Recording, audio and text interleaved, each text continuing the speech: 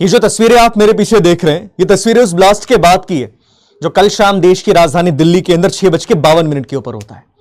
आप सोचिए, ब्लास्ट इतना ज्यादा खतरनाक था कि इसकी आवाज तकरीबन 1 किलोमीटर दूर तक सुनाई दी है और इंसान के शरीर के चिथड़े, जिन लोगों की मृत्यु हुई है, वो 200 मीटर दूर तक गिरे। आप सोच सकते हैं कितनी ज्यादा इंटेंसिटी इस ब्लास्ट की रही होगी।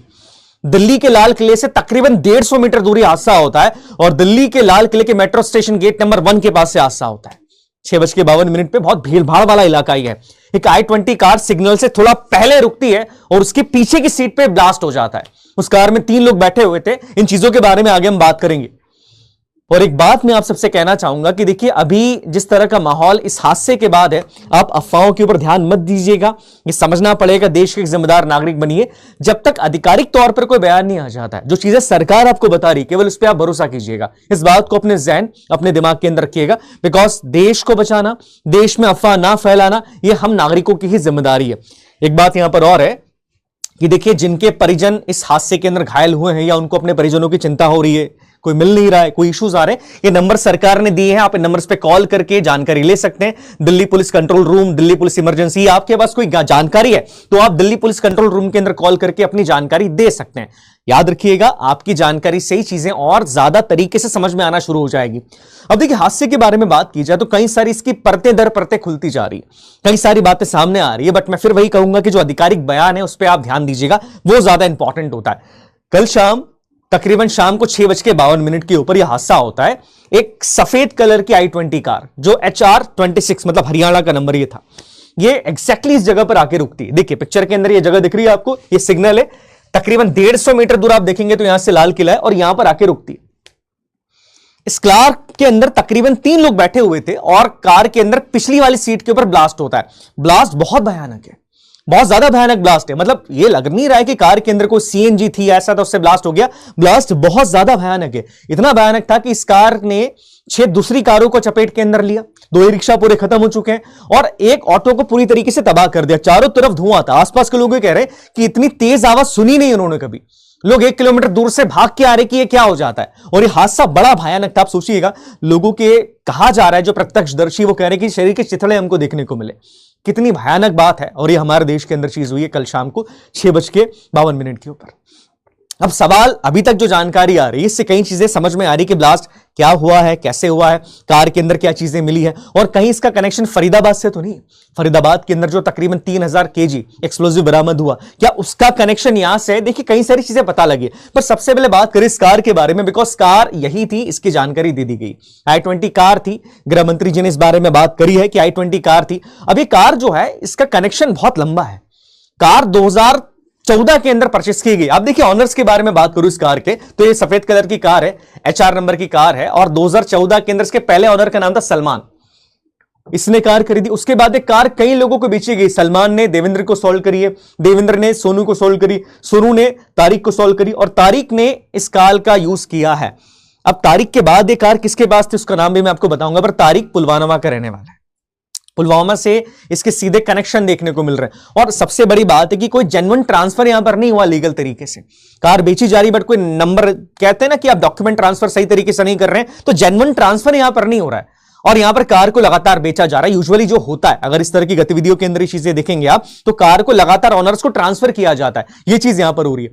अब इस कार के बारे में कहा जा रहा है कि कार पार्किंग में तकरीबन 3.5 घंटे रही। उसके बाद ये कार निकलती है 6:52 के आसपास। सिग्नल से पहले जब चीजें कार धीमी होती है, उसी टाइम पर ये ब्लास्ट हो जाता है और ब्लास्ट बहुत भयानक था। इसके बारे में ऑलरेडी मैं आपको बता चुका हूं। अब देखिए, कुछ चीजें सामने यहां पर आई है अभी तक कि इस कार के अंदर बैठा हुआ जो व्यक्ति है उसका नाम सामने आ चुका है।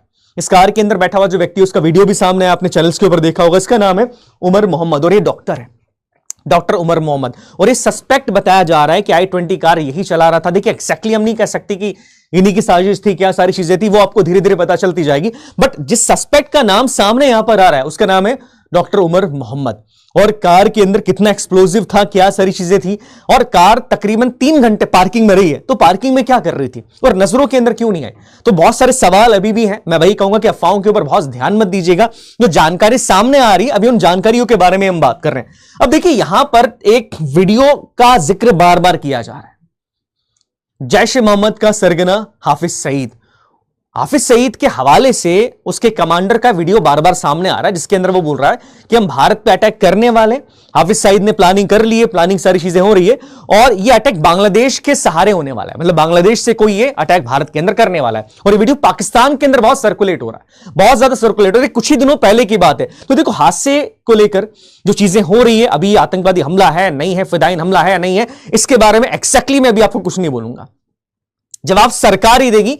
कड़ियां जोड़ी जा रही है, चीजें जोड़ी जा रही है। और हाफिज सईद के बारे में यह चीज आ रही कि वीडियो बहुत ज्यादा आ रहा था लश्कर तैयबा का, ये फाउंडर आप इसे कह सकते हैं, टॉप लेवल कमांडर्स का इसका एक वीडियो आता है जो काफी वायरल हो रहा है, जो कह रहा है कि बांग्लादेश के सहारे से, बांग्लादेश से हम लोग भेजेंगे या बांग्लादेश के सहारे से वहां से अटैक होगा भारत के ऊपर। कई सारी जानकारी होती है और ये अटैक होता है भारत के ऊपर। इससे पहले हमने देखा था, सेम चीज यहां पर हमने देखी है कि अभी फरीदाबाद में एक कश्मीरी डॉक्टर, उसके पास से तकरीबन आप देखेंगे 3000 किलो एक्सप्लोजिव बरामद होता है और 8 लोगों को अरेस्ट किया जाता है वहां पर। उसमें कई सारे डॉक्टर्स भी हैं, डॉक्टर्स हैं, सोचिए कितनी बड़ी बात है। और इसलिए इसे व्हाइट कॉलर टेरर मॉड्यूल कहा जा रहा है। व्हाइट कॉलर का मतलब क्या होता है कि ऐसे लोगों को इन्वॉल्व करना जो इस तरह के प्रोफेशन के अंदर है, जिन पर शक नहीं किया जा सकता। अब एक डॉक्टर है, आप डॉक्टर पे कैसे शक करेंगे? अब आप देखिए, यहां पर जिस व्यक्ति को सस्पेक्ट किया जा रहा है कि ये कार चला रहा था, वीडियो भी सामने आ चुका है, इसका नाम भी डॉक्टर उमर मोहम्मद, ये भी डॉक्टर ही है।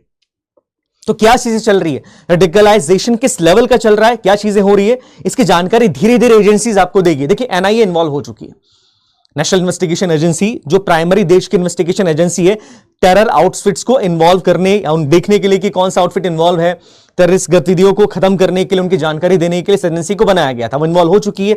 आईबी भी ऑब्वियसली यहां पर आ चुका है, दिल्ली पुलिस भी यहां पर है और भारत का जो फॉरेंसिक डिपार्टमेंट है वो भी इसके ऊपर काम कर रहा है कि जो ट्रेसेस मिले कार के अंदर। देखिए, क्या होता है कि किसी भी कार में जब ब्लास्ट होता है तो ब्लास्ट के बाद उस कार के जब चिथड़े उड़ते हैं तो कार के साथ जो एक्सप्लोजिव है वो चिपका हुआ मिल जाता है, थोड़ा बहुत मिल जाता है यहां पर।